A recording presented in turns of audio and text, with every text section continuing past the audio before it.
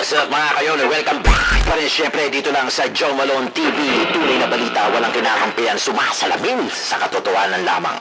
Okay mga kayon, magandang araw sa inyo. At ito na naman, magkukwento na naman tayo about sa ating, alam mo yun, experience dito kay Yorme Isko Moreno. At saka, alam mo, although common naman, no? Although common naman to sa mga politika na may mga siraan, alam mo yon, may mga siraan, may mga kanyang banatan, partida. September pa lang tayo ngayon, ha.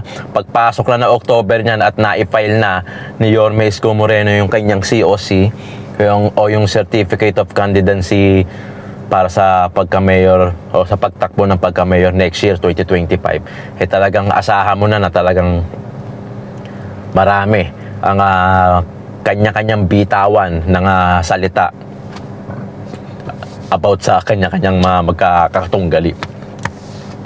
Ayun common na yon. So, kumbaga, expect the worst. Marami pang darating na paninira doon kay Yorme Isko Moreno, gaya ng topic natin nung nakaraan na ayaw ngang maalala ng Batang Maynila si Yorme Isko Moreno, kaya maraming ginagawa yung mga kalaban kung ano yung mga pwede nilang gawin para hindi maalala yung kabutihan na ginawa ni Yorme Isko Moreno. Given yan, nangyayari talaga sa politika yan. Yung iba nga kanya-kanyang halongkatan ng basura, maibato lang nila doon sa mga magiging kalaban nila. So common yan. Pero eto tayo, syempre, nagbablog tayo para ipaalala pa rin sa mga Kamaynilaan o sa mga batang Maynila na kung ano ba talaga yung nagawa ni Yorme Isko Moreno noon, nung termino niya, at kung ano pa yung mga kaya niyang gawin pagka nailuklok natin ulit siya sa 2025 next year, no? So talagang excited na ang Kamaynilaan, lalo na yung mga senior. Sigaw nila, Yorme, bumalik ka na. Tapos yung sigaw ng mga batang Maynila, sila din naman yung affected Sila din naman yung beneficiary kung ano yung nagagawa ng bawat ama o ina ng kanilang syudad na doon sa kanila. Kaya syempre sila din naman yung boboto, yung mga constituent yan. Kaya talagang, kumbaga, tayo din yung boboto kung sino yung gusto natin na iluklok para sa pagka-mayor doon sa lungsod natin, regardless kung Maynila man o ibang lugar. Kaya eto, pag-uusapan natin yung mga nagawa ni Yorme Isko Moreno, at nagko-comment na yung mga batang Maynila doon sa comment section natin. At ang dami nga, meron nga ako nabasa na meron pa nga daw na bumisita na ambassador para makita lang si Yorme Isko Moreno, at marami nagdo-donate nga nung panahon ng pandemic na pera, bigas, goods, delata, alcohol, face mask. Sobrang dami nag-donate. Kahit kaming mga vlogger noon, noong mga panahon na yon, nakatanggap ng mga donation ng mga alcohol at face mask para i-distribute naman. Kasi nung time ng pandemic, nakakalabas ako kasi meron ako essential ID. Nakakalabas kami kasi kami yung mga nagko-cover ng mga food packs. Kasi yung food packs, dire-diretso yan. Walang patid dyan. Tapos yung face mask, donate. Alcohol, donate. Kasi nung pandemic talaga, nataranta talaga lahat Dahil talagang lockdown tayo, ang hirap lumabas, lalabas ka lang pag mamamalengke ka, kailangan meron kang ID ng barangay. Tapos walang trabaho, stop muna yung trabaho noon kasi ang nangyari niya, parang first month lockdown, talagang sarado, walang lalabas. Tapos sa mga following na medyo paluwag na ng paluwag hanggang sa nagkaroon tayo ng vaccine. Yung vaccine nga pala, naalala ko nga pala, hindi ko nakakwento nung kabilang video natin, yung vaccine natin 24/7 pala, bukod dun sa drive-thru, 24/7 kasi bakbakan na Bakbakan na noon, natatandaan nyo? Bakbakan sa vaccine, sa Sinovac, Pfizer, alam mo yun, bakbakan. Kaya yung sa Maynila, 24/7, hindi ko alam sa ibang city kung 24/7 din So sa Maynila, ginawang 24/7 sa Luneta, saka dito sa may tapat ng Liwasan Bonifacio. Talagang bakbakan, no? Ang daming gustong humiram ng mayor namin noon. At ang daming nagbabaksin na hindi taga Maynila, pero buong kamay na tinanggap ni Yorme Isko Moreno. May humihiram pa sa mayor namin. Alam mo yon, talagang nakagawa si Yorme Isko Moreno ng exceptional na kawang gawa para doon sa Kamaynilaan at saka doon sa mga iba pa during pandemic times. Kung pwede nga lang sigurong yakapin ni Yorme Isko Moreno nung ang buong Pilipinas, baka ginawa na rin niya di ba? Pero syempre, yung mga naninira, common naman talaga yan, lalo na pagka papalapit ng election. So wala naman ako sinasabi kung sino, pero talagang nangyayari yan. Pero syempre, alam naman ng mga taga-Batang Maynila kung sino yung iboboto nila. So, hindi na natin hawak yun. Ako, alam ko kung sino iboboto ko. Yung mga kasamahan ko sa Kamaynilaan, alam nila kung sino yung iboboto nila. Tapos, yung Ilaya, di ba? Tatandaan nyo, yung Ilaya, yung mga ilang vendors dyan, umabuso. Tapos na yun, nasuspend sila. Tapos nilinis, ginawan sila ng yung boot. Yung, ano ba tawag doon? Basta yung boot na kulay blue, kung yung matatandaan. Yan, nilagyan sila ng ganon-ganon para nakapwesto na sila, hindi napakalat-kalat, para hindi rin matakpan yung mga talagang, yung mga nakatayong tindahan talaga sa likod nila. Kasi sila, mga nakaboot lang bending stall, kumbaga.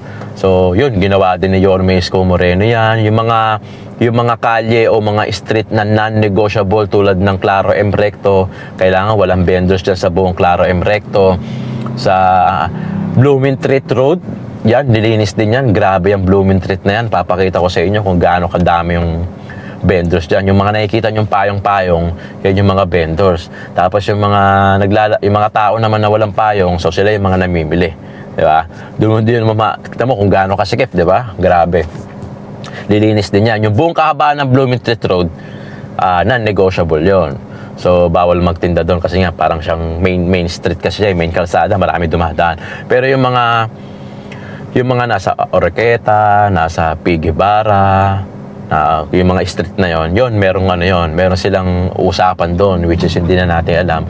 Kasi nga, palengke naman yon. Syempre, doon namimili namimili din yung iba. Ako, minsan nakapamili na rin ako doon na hindi lang taga Blumentritt. So, marami dumadayo sa Blumentritt kasi para mamili. So, yon, yung mga kali-kali in between that, may usapan doon. Pero yung may mga kalye kasi mga non-negotiable, which is gaya ng mga Blumentritt, Claro M. Recto, so dapat talaga walang nagtitinda ron ng mga vendors. So isa yan sa mga nilinis ni Yorme Isko Moreno. So isa yan sa mga talagang tumino, no? Talagang noon, grabe. Noon talaga, balikat sa balikat, magkakabanggaan kayo, iiwas ka na ng ganon dahil sa sobrang dami. Hindi gaya ngayon, makakapaglakad ka na ng hindi ka gumaganon masyado. Diba?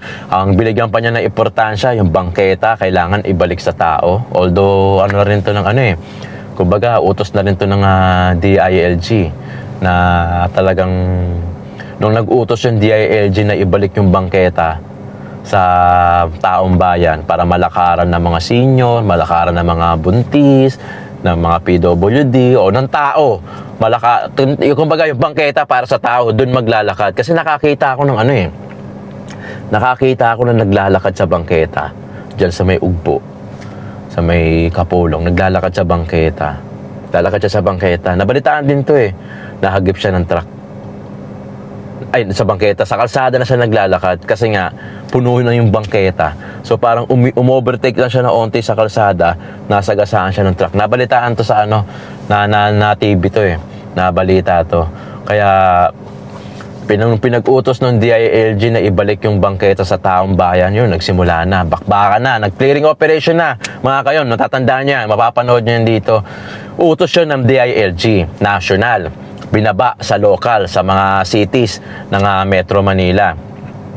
Isa, ang Maynila na talagang nagpatupad niyan.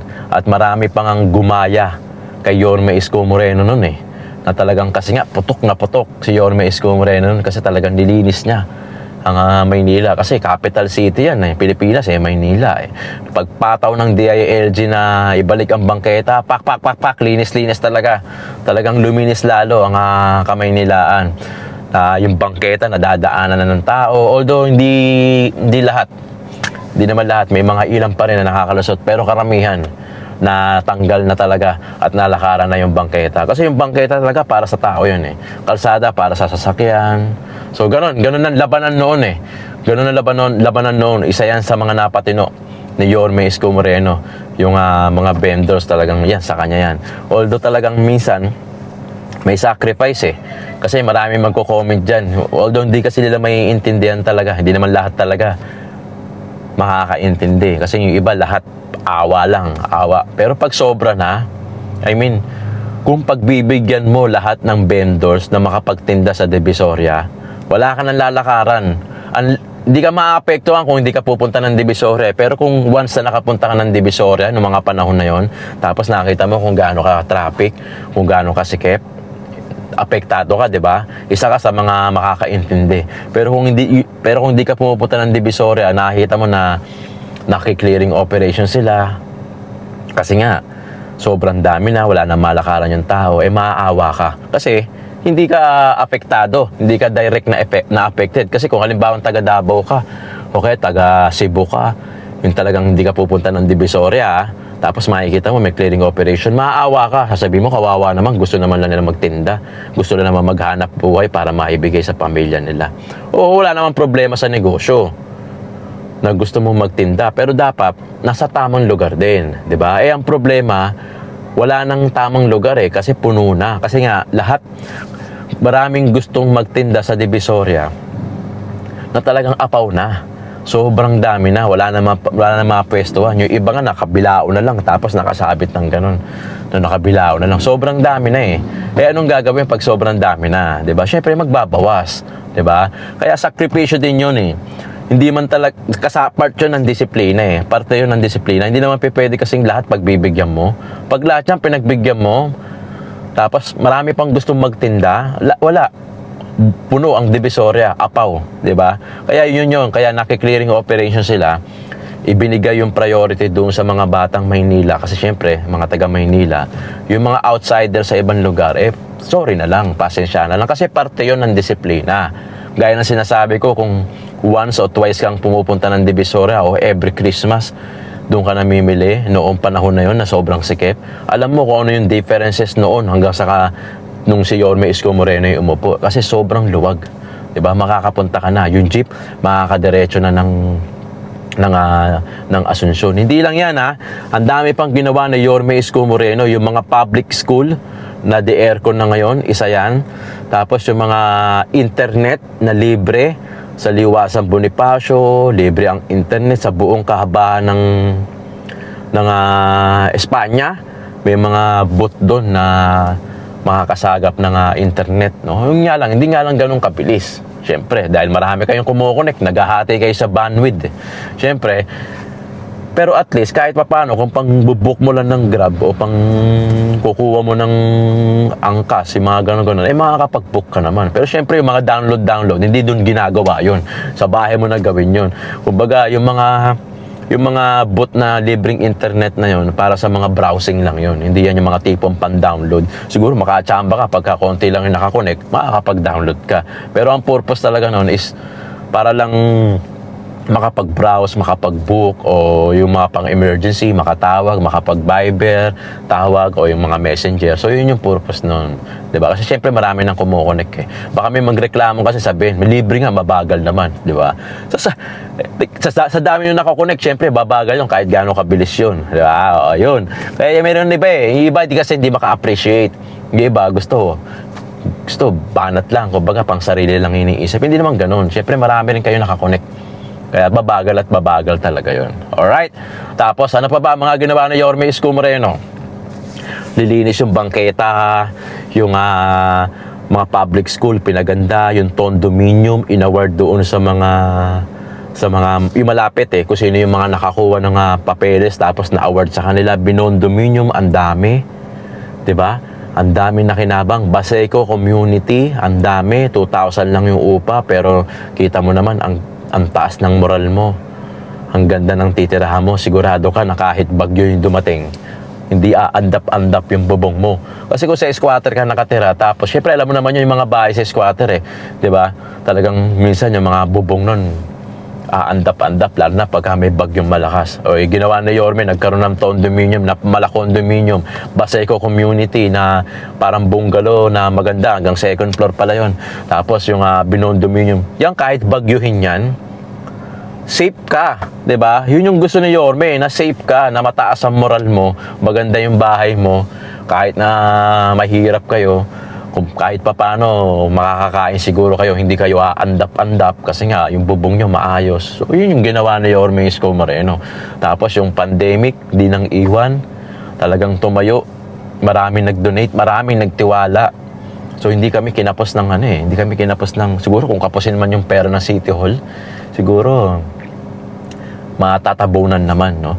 Pero ibig sabihin, na-appreciate din ng mga batang Maynila yung ginawa ni Yorme. Kaya talaga yung pagmamahal, ando dun na nakatatak na sa puso, gaya na nga na sinabi ko dun sa sa previous na reaction natin. Tapos, ang dami nagko-comment, maraming salamat, maraming nag-subscribe. Sana i-click nyo yung notification bell kung makakapag-join kayo sa membership natin. Mura lang naman yan. Malaking tulong yan para sa akin. Kasi nga, ang plano ko, i-update ko kayo, mag-iikot-ikot tayo, tapos tuturo ko sa inyo na ito na yung, di lang basta puro salita tayo rito. Magkakaroon tayo ng video na yung Toad Dominion, Binondo Dominion, puntahan natin yung Manila Zoo, puntahan din natin, tingnan natin kung ano yung mga kaganapan doon. Iikot ko kayo, lalo-lalo na yung mga viewers natin abroad. Pwede nyo i-comment dyan para magkaroon ako ng list, susulat ko kung ano yung mga gusto nyo puntahan na lugar para puntahan ko, tapos i-update natin. So, i-update, kasama na yan sa atin. Reaction, kasama na yan sa atin kasi maraming bumabaril at maraming naninira kay Yorme Isko Moreno. Buhayin lang natin kung ano yung minsan may ganun Minsan may ganun mga tao na nakakalimutan nila na hindi nila na-appreciate o marahil hindi sila aware, nakalimutan nila. I-remind lang natin sila na, Brad, ito yung ginawa ni Yorme Isko Moreno noong panahon na talagang nasa downside tayo gaya ng pandemic. Noong bulok ang Divisoria noon.